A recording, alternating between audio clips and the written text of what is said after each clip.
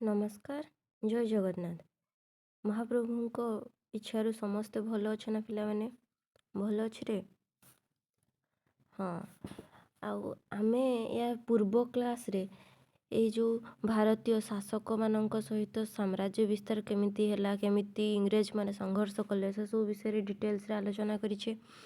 ଆଜି ଆମେ ଏହାର MCQ କରିବା। ଆଉ ଯେଉଁମାନେ ମୋ ଚ୍ୟାନେଲରେ ଆଜି ନୂଆ ଅଛ ସେମାନେ ଟିକେ ଯାଇ ମୋ ଚ୍ୟାନେଲକୁ ସବସ୍କ୍ରାଇବ୍ କରିଦିଅ ଯାହାଫଳରେ ସମସ୍ତଙ୍କୁ ମୋ ଭିଡ଼ିଓ ପ୍ରଥମେ ମିଳିଯିବ। ଆଉ ଟିକେ ଲାଇକ୍ କରିଦିଅ ରେ ପିଲାମାନେ, ଟିକେ ଲାଇକ୍ କର, ସେୟାର କରିଦିଅ, ସେୟାର କଲେ ବି ତୁମ ସାଙ୍ଗମାନେ ବି ପଢ଼ିପାରିବେ। ତ ଚାଲ ଆଜି ଆମେ ଏହାର MCQ ଆରମ୍ଭ କରିବା। ତ ପ୍ରଥମ ପ୍ରଶ୍ନ କ'ଣ? କିଏ ଏବଂ କେବେ ନିଜକୁ ବଙ୍ଗଳାର ନବାବ ବୋଲି ଘୋଷଣା କଲେ? କିଏ ଏବଂ କେବେ ନିଜକୁ ବଙ୍ଗଳାର ନବାବ ବୋଲି ଘୋଷଣା କଲେ? ଆଲିବର୍ଦୀ ଖାଁ 1740 ଖ୍ରୀଷ୍ଟାବ୍ଦରେ ନିଜକୁ ବଙ୍ଗଳାର ନବାବ ବୋଲି ଘୋଷଣା କଲେ। ଆଲିବର୍ଦୀ ଖାଁ କେତେ ବର୍ଷ ଧରି ବଙ୍ଗ, ବିହାର ଓ ଓଡ଼ିଶାର ଶାସନ କରୁଥିଲେ? ଆଲିବର୍ଦୀ ଖାଁ କେତେ ବର୍ଷ ଧରି ବଙ୍ଗ, ବିହାର ଓ ଓଡ଼ିଶାକୁ ଶାସନ କରୁଥିଲେ? ତ ସେ 1740ରୁ 1756 କେତେ ବର୍ଷ ହେଉଛି? ମୋଟ 16 ବର୍ଷ ନା? ମୋଟ 16 ବର୍ଷ ଧରି ସେ ବଙ୍ଗ, ବିହାର ଓ ଓଡ଼ିଶାକୁ ଶାସନ କରି ଆସୁଥିଲେ, ତାହାର ଶାସନକର୍ତ୍ତା ଥିଲେ। ସେ କେବେ ମୃତ୍ୟୁବରଣ କଲେ? ତାଙ୍କର ମୃତ୍ୟୁ କେବେ ହେଲା? 1756 ଏପ୍ରିଲ ମାସ 9 ତାରିଖ। କେବେ? 1756 ଏପ୍ରିଲ ମାସ 9 ତାରିଖ। ତା ପୂର୍ବରୁ ସେ ୟୁରୋପ ମାନଙ୍କୁ ତ ପୁରା ଆୟତ୍ତ କରିକି ରଖିଥିଲେ, ଶାନ୍ତି ଶୃଙ୍ଖଳାରେ ଶାସନ ବି ମଧ୍ୟ କରୁଥିଲେ। ନେକ୍ସଟ ପ୍ରଶ୍ନ କ'ଣ? ଆଲିବର୍ଦୀ ଖାଁଙ୍କ ମୃତ୍ୟୁ ପରେ ବଙ୍ଗର ନବାବ କିଏ ହେଲେ? ଆଲିବର୍ଦୀ ଖାଁ ତ ମରିଗଲେ, ତାଙ୍କ ପରେ ବଙ୍ଗର ନବାବ କିଏ ହେଲେ? ତାଙ୍କର ନାତି ସିରାଜୁଦ୍ଦୌଲା। ତାଙ୍କର ନାତି ସିରାଜୁଦ୍ଦୌଲା ବଙ୍ଗର ନବାବ ହେଲେ। ଦେଖ ପିଲାମାନେ, ପ୍ରତ୍ୟେକଟି ଲାଇନ୍ରୁ ଗୋଟେ ଗୋଟେ ପ୍ରଶ୍ନ ବାହାରି ପାରୁଛି। ଏମିତି ତୁମେମାନେ ନିଜେ ବି କରିପାରିବ। ତ ଏମିତି କଲେ କ'ଣ ହେବ ନା, ତୁମର କୌଣସି କ୍ଷେତ୍ରରେ ଆଉ ଡାଉଟ୍ ମଧ୍ୟ ରହିବନି। ଯେଉଁ କ୍ଷେତ୍ରରୁ ବି ତୁମର MCQ ଆସୁନା କାହିଁକି ତୁମେ କରିପାରିବ, ଆଖି ବୁଜାଏ ତୁମେ ଗୋଲ ବୁଲେଇ ପାରିବ। ତାପରେ ଆଉ ଗୋଟେ କ'ଣ ଲାଭ ହେବ ନା, ଏହାକୁ କରିବା ସହିତ ତୁମର ଲଙ୍ଗ୍ କ୍ୱେଶ୍ଚନ୍ ବି ପୁରା ମନେ ରହିଯିବ। ତ ୟା ଭିତରୁ ଯଦି ଲଙ୍ଗ୍ କ୍ୱେଶ୍ଚନ୍ ବି ଆସିଯାଏ ତାହେଲେ ତୁମେ ଆରାମସେ କରିପାରିବ, କିଛି ଟେନସନ୍ ନେବାର ନାହିଁ। ତ ପ୍ରଥମେ MCQକୁ ଯିଏ ପୁରା ସ୍ପଷ୍ଟ ଭାବରେ କରିଦେବ ନା, ତାହାର ଆଉ ଲଙ୍ଗ୍ କ୍ୱେଶ୍ଚନ୍କୁ ବି କରିବା ପାଇଁ ଏତେ ପ୍ରୋବ୍ଲେମ୍ ହେବନି। ତ ଚାଲ ପଞ୍ଚମ ପ୍ରଶ୍ନକୁ ଯିବା। ସିରାଜୁଦ୍ଦୌଲା କେବେ କଲିକତା ଆକ୍ରମଣ କଲେ? ସିରାଜୁଦ୍ଦୌଲା କେବେ କଲିକତା ଆକ୍ରମଣ କଲେ? କେବେ କରିଥିଲେ? 1757। ଏତକ ମଧ୍ୟରୁ କିଛି MCQ ବାହାରିଲାନି କାହିଁକି ଭାବିପାରୁଛ? ୟା ଭିତରୁ ଗୋଟେ ଲଙ୍ଗ୍ କ୍ୱେଶ୍ଚନ୍ ଆସିଯିବ। ମନେ ରଖିବ ପିଲାମାନେ, ଏବେଠୁ କହିଦେଲି, ୟା ଭିତରୁ ଗୋଟେ ଲଙ୍ଗ୍ କ୍ୱେଶ୍ଚନ୍ ପୁରା ଆସିଯାଇପାରେ। ହୁଏତ ଆସିଯାଇପାରେ ଯେ ସିରାଜୁଦ୍ଦୌଲା କେବେ କଲିକତା ଆକ୍ରମଣ କଲେ ଏବଂ କାହିଁକି କଲେ। କାହିଁକି ଯଦି ଲାଗିଗଲା ତାହେଲେ ପୁରା ଏତକ ଆସିଯିବ ତା ଭିତରେ, ବଡ଼ ଲଙ୍ଗ୍ କ୍ୱେଶ୍ଚନ୍। ତ ଚାଲ ପରବର୍ତ୍ତୀ ପ୍ରଶ୍ନ। 1757 ମସିହାରେ ଇଂରେଜମାନଙ୍କର ଗଭର୍ଣ୍ଣର କିଏ ଥିଲେ? ସେ ଯେଉଁ 1757ରେ ସିରାଜୁଦ୍ଦୌଲା କଲିକତାକୁ ଆକ୍ରମଣ କଲେ ସେତେବେଳେ ଇଂରେଜମାନଙ୍କର ଗଭର୍ଣ୍ଣର କିଏ ଥିଲେ? ଗଭର୍ଣ୍ଣର ଡ୍ରେକ୍ ଥିଲେ।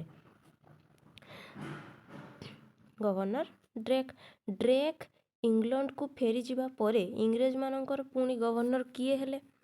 ଡ୍ରେକ୍ ଯେତେବେଳେ ଏଇ ସିରାଜୁଦ୍ଦୌଲାଙ୍କର ଆକ୍ରମଣକୁ ଦେଖି ଭୟ ପାଇକି ଆଉ ତାଙ୍କର ଅନୁଗାମୀମାନେ ଯେତେବେଳେ ନଦୀ ପାର ହେଇକି ପଳେଇ ଗଲେ ସେତେବେଳେ ତ ଜଣେ ଗଭର୍ଣ୍ଣର ରହିବେ ନା। ତ ଗଭର୍ଣ୍ଣର କିଏ ହେଲେ?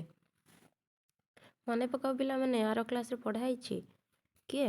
ହୋଲୱେକ୍। କିଏ? ହୋଲୱେକ୍। ତାପରେ ଏ ହୋଲୱେକ୍ର ତ ଅବସ୍ଥା ଖରାପ ହେଇଗଲା, ସିରାଜୁଦ୍ଦୌଲା ଖରାପ କରିଦେଲେ ପୁରା। କ'ଣ? ପରବର୍ତ୍ତୀ ପ୍ରଶ୍ନକୁ ଯିବା। ଅନ୍ଧକୂପ ହତ୍ୟା କ'ଣ? ଏଇ ଯେଉଁ ପ୍ରଶ୍ନଟା ପିଲାମାନେ କହିଲି ଅନ୍ଧକୂପ ହତ୍ୟା କ'ଣ, ଏହା ସର୍ଟ କ୍ୱେଶ୍ଚିନ୍ ବି ହେଇପାରେ, ଲଙ୍ଗ୍ କ୍ୱେଶ୍ଚିନ୍ ବି ହେଇପାରେ। ତ ଲଙ୍ଗ୍ କ୍ୱେଶ୍ଚିନ୍ ହେଲେ ତ ତୁମେମାନେ ପୁରା ଭଲସେ ଲେଖିପାରିବ ନା, ଭଲସେ ପଢ଼ା ହେଇଛି। ସର୍ଟ କ୍ୱେଶ୍ଚିନ୍ ହେଲେ କେମିତି ନା, ଇଂରେଜମାନଙ୍କର ଗଭର୍ଣ୍ଣର ହଲୱେଲଙ୍କ ସହ ଆଉ 122 ଜଣ ବନ୍ଦୀ ଏକ ଗୁପ୍ତ କୋଠରୀରେ ପ୍ରାଣତ୍ୟାଗ କରିଥିଲେ। ଏହାକୁ ଅନ୍ଧକୂପ ହତ୍ୟା କୁହାଯାଏ। କାହାକୁ କୁହାଯାଏ? ଆଉ ଥରେ କହୁଛି, ଇଂରେଜମାନଙ୍କର ଗଭର୍ଣ୍ଣର ହଲୱେକ୍, ଏଇ ଯେଉଁ ହଲୱେକ୍ ଏବଂ ତାଙ୍କ ସହ ମୋଟ 122 ଜଣ, ୟାଙ୍କୁ ମିଶାଇକି 123 ଜଣ ହେଇଯିବେ।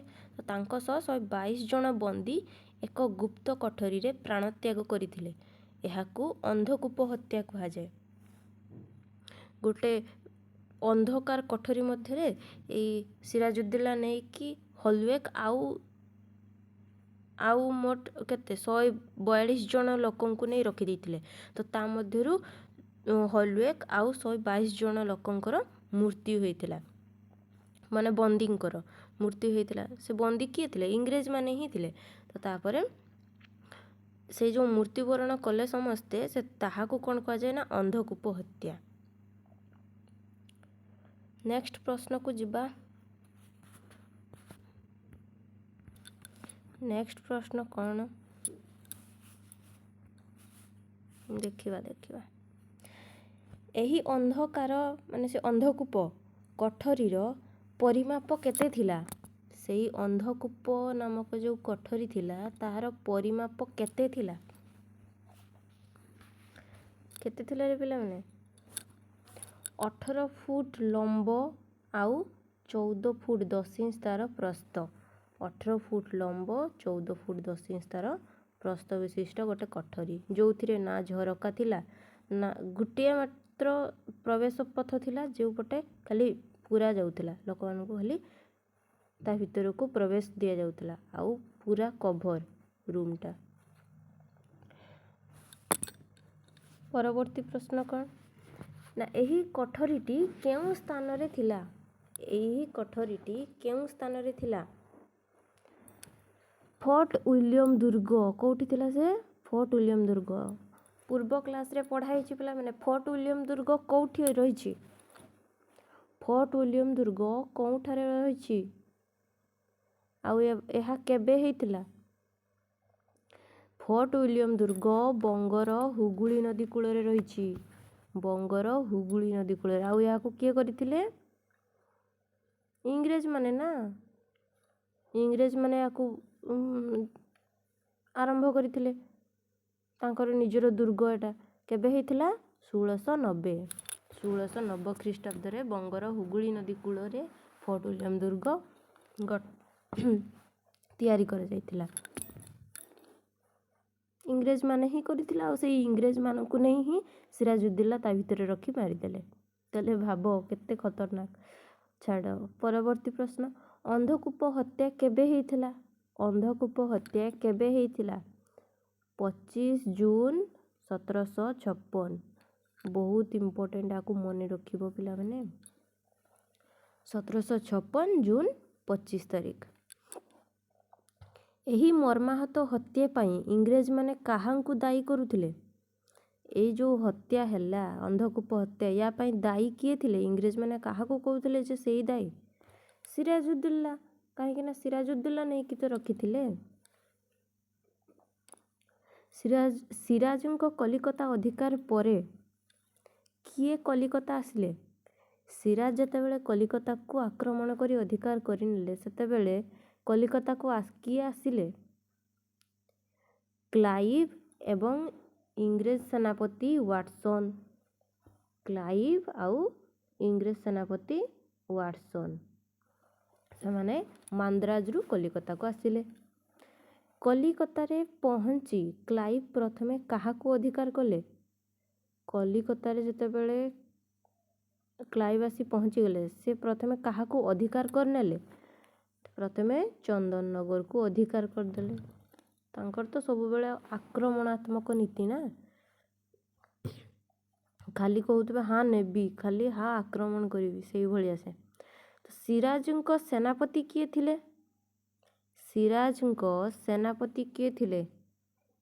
ମୀର ଜାଫର ଆଉ ରାୟଦୁର୍ଲଭ, ଏଇ ଦୁଇ ଜଣ ସିରାଜଙ୍କ ସେନାପତି ଥିଲେ। ପଲାସି ଯୁଦ୍ଧ କେବେ ଓ କେଉଁଠାରେ ହୋଇଥିଲା? ପଲାସି ଯୁଦ୍ଧ କେବେ ଏବଂ କେଉଁଠାରେ ହୋଇଥିଲା? କେବେରେ ପିଲାମାନେ ପଢ଼ା ହେଇଛି କୁହ? 1757 ଜୁନ 3 ତାରିଖ, 1757 ଜୁନ 3 ତାରିଖ नहीं पिलाने 23 तारीख 1757 ଜୁନ 23 ତାରିଖରେ ଭାଗୀରଥୀ ନଦୀ କୂଳରେ ପଲାସି ନାମକ ସ୍ଥାନରେ ଯୁଦ୍ଧ ହୋଇଥିଲା। 1757 ଜୁନ 23 ତାରିଖ ସିରାଜ ଯୁଦ୍ଧ କେଉଁଠି ହେଇଥିଲା ନା ଭାଗୀରଥୀ ନଦୀ କୂଳରେ ପଲାସି ନାମକ ସ୍ଥାନରେ। ସେ ପଲାସି ନାମକ ସ୍ଥାନରେ ଯୋଗୁଁ ୟା ନାମ ପଲାସି ଯୁଦ୍ଧ ରହିଛି। ପଲାସି ଯୁଦ୍ଧ କାହା କାହା ମଧ୍ୟରେ ହୋଇଥିଲା? ଏ ପଲାସି ଯୁଦ୍ଧ କାହା କାହା ମଧ୍ୟରେ ହୋଇଥିଲା? ସିରାଜ ଓ କ୍ଲାଇଭଙ୍କ ମଧ୍ୟରେ ନା, ସିରାଜ ଓ କ୍ଲାଇଭଙ୍କ ମଧ୍ୟରେ। ହଁ ପିଲାମାନେ ଟିକେ ଦେଖିବରେ ପୂର୍ବ କ୍ଲାସ୍ରେ ଯେଉଁ ଏହାର ଥିଓରି ମୁଁ ପଢ଼େଇଛି, ଏହାର ପୁରା ଡିଟେଲ୍ସ ଯେ ପଢ଼େଇଥିଲି, ସେଥିରେ ମୁଁ ଭୁଲରେ କହିଦେଇଛି 146କୁ 156 କହିଛି। ସେଇଟା ଟିକେ କରେକ୍ସନ୍ କରିବାରେ ପିଲାମାନେ ଦେଖିନେବ। 146 ଜଣ, ସେଥିରେ 146 ଜଣଙ୍କୁ ବନ୍ଦୀ କରାଯାଇଥିଲା, ସେଥିରୁ 123 ଜଣ ମୃତ୍ୟୁବରଣ କଲେ।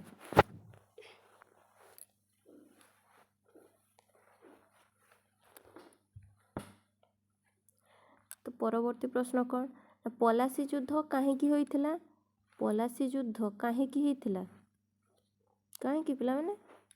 ଏହା ଗୋଟେ ଲଙ୍ଗ କ୍ୱେଶ୍ଚନ୍ ବି ଆସିପାରେ ହେଲା।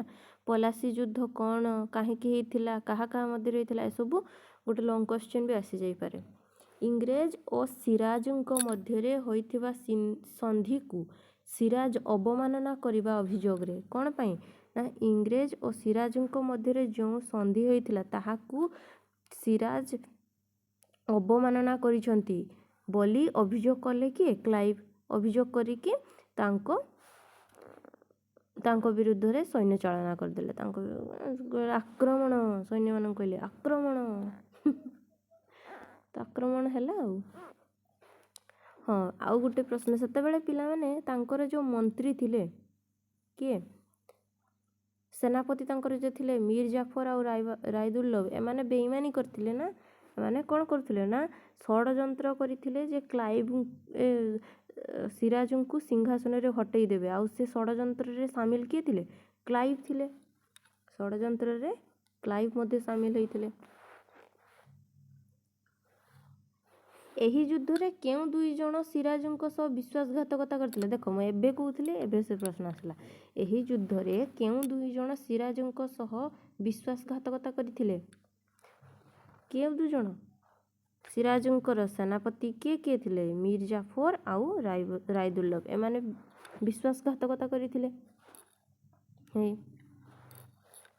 ପରବର୍ତ୍ତୀ ପ୍ରଶ୍ନକୁ ଯିବା ପିଲାମାନେ। ଏମାନେ ବହୁତ ଚାଲାକ ଦୁଇ ଜଣ। କହିଲେ ତ ନା ଆମେ ତ କ'ଣ ତାଙ୍କୁ ଇଂରେଜମାନଙ୍କୁ ସାହାଯ୍ୟ କଲେ ଆମେ ରାଜା ହେବା ଆଉ। ତ ପରବର୍ତ୍ତୀ ପ୍ରଶ୍ନ କ'ଣ? ପଲାସି ଯୁଦ୍ଧରେ କିଏ ପରାସ୍ତ ହୋଇଥିଲେ? ପଲାସି ଯୁଦ୍ଧରେ ପରାସ୍ତ କିଏ ହେଲେ? କିଏ ରେ? ସିରାଜ ପରାସ୍ତ ହେଲେ ନା। ସିରାଜୁଦ୍ଦୌଲା ପରାସ୍ତ ହେଇଗଲେ। ସିରାଜ ଏହି ଯୁଦ୍ଧରେ ପରାସ୍ତ ହେଲେ। ପରାସ୍ତ ହେବେ ନା, ଯିଏ ନିଜ ଲୋକ ଯଦି ବିଶ୍ୱାସଘାତକତା କରିବ ତାହେଲେ ପରାସ୍ତ ତ ହେବେ, ହାରି ତ ଯିବେ। ପରବର୍ତ୍ତୀ ପ୍ରଶ୍ନ କ'ଣ? ପଲାସି ଯୁଦ୍ଧରେ ପରାସ୍ତ ହେବା ପରେ ସିରାଜଙ୍କୁ କେଉଁଠାରେ ବନ୍ଦୀ କରାଯାଇଥିଲା? ପଲାସି ଯୁଦ୍ଧରେ ପରାସ୍ତ ହେବା ପରେ ସିରାଜଙ୍କୁ କେଉଁଠାରେ ବନ୍ଦୀ କରାଯାଇଥିଲା? କେଉଁଠାରେ?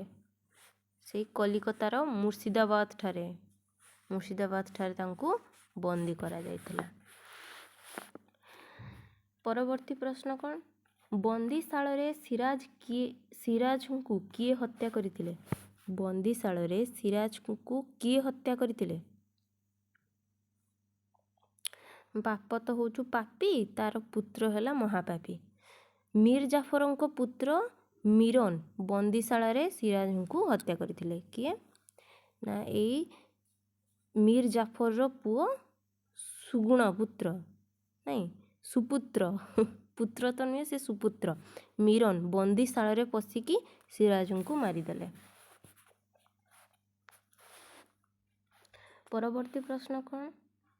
ସିରାଜୁଦ୍ଦୌଲାଙ୍କ ପରେ ବଙ୍ଗର ନବାବ କିଏ ହୋଇଥିଲେ? ସିରାଜୁଦ୍ଦୌଲାଙ୍କ ପରେ ବଙ୍ଗର ନବାବ କିଏ ହୋଇଥିଲେ? ଅବଭିୟସଲି ଜଣା କଥା ନା ଏଇଟା କିଏ ହେଇଥିବେ ପିଲାମାନେ? ମୀର ଜାଫର। ସେଇ ମୀର ଜାଫରଙ୍କ ପାଇଁ ତ ପଲାସି ଯୁଦ୍ଧରେ ସିରାଜୁଦ୍ଦୌଲା ହାରିଗଲେ।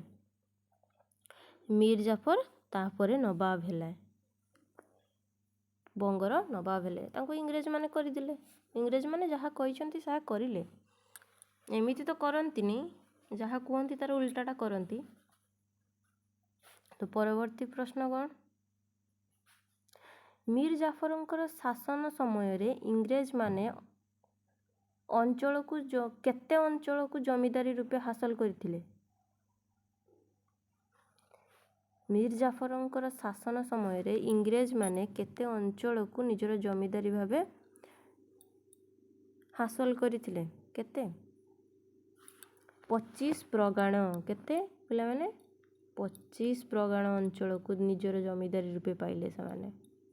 ଏଇଠି ନା ଏଇଠି 25 ନାଇଁ 24 ପ୍ରଗାଣ, 25 କହୁଛି। 24 ପ୍ରଗାଣ ଅଞ୍ଚଳକୁ ସେମାନେ ନିଜର ଜମିଦାରୀ ରୂପେ ପାଇଲେ, ହାସଲ କଲେ।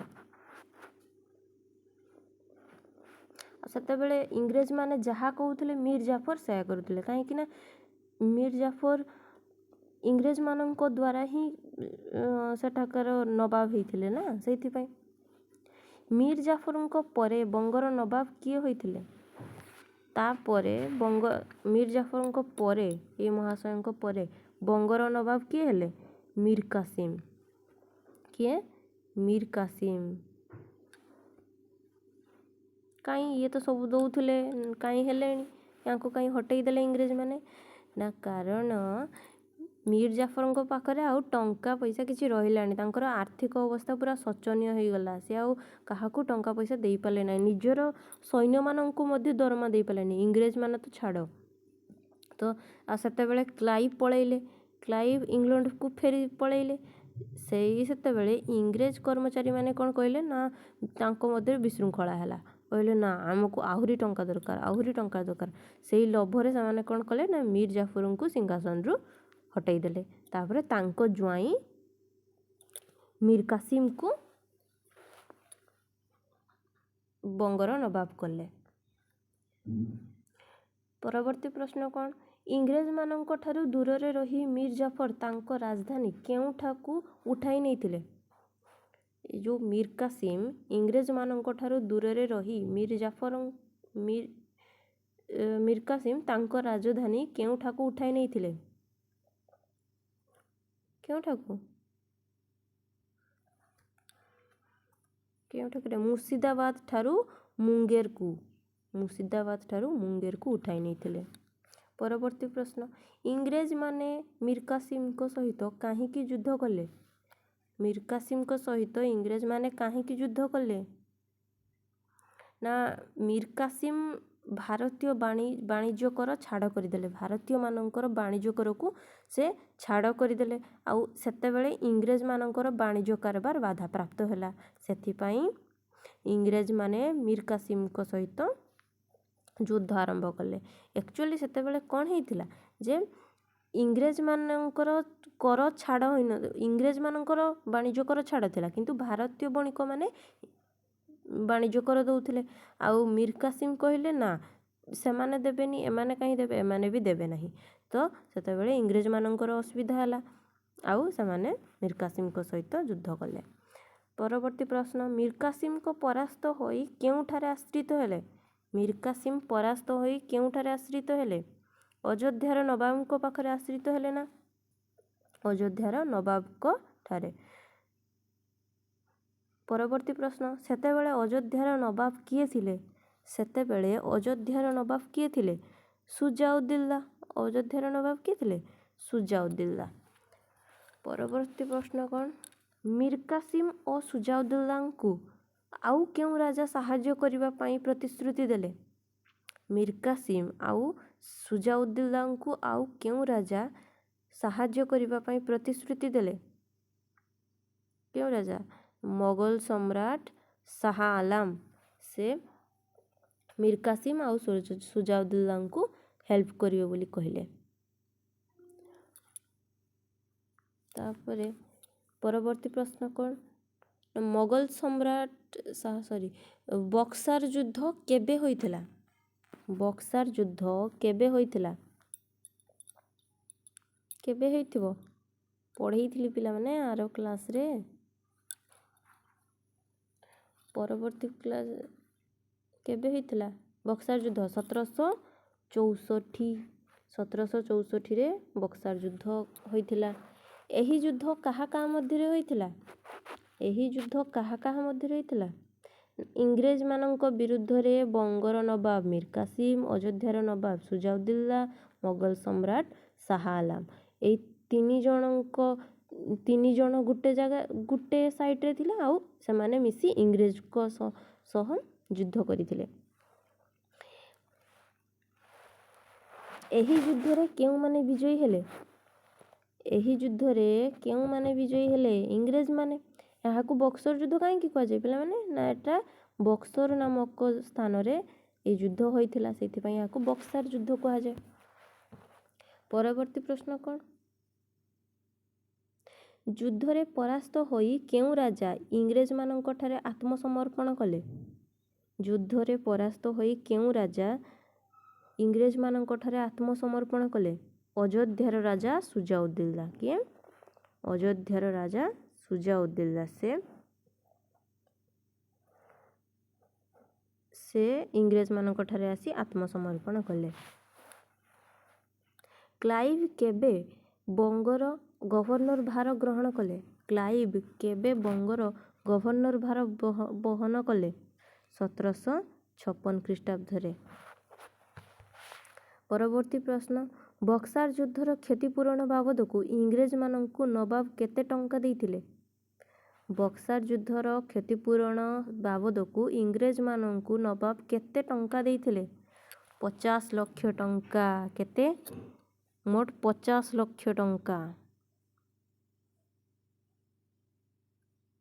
ଦେଖ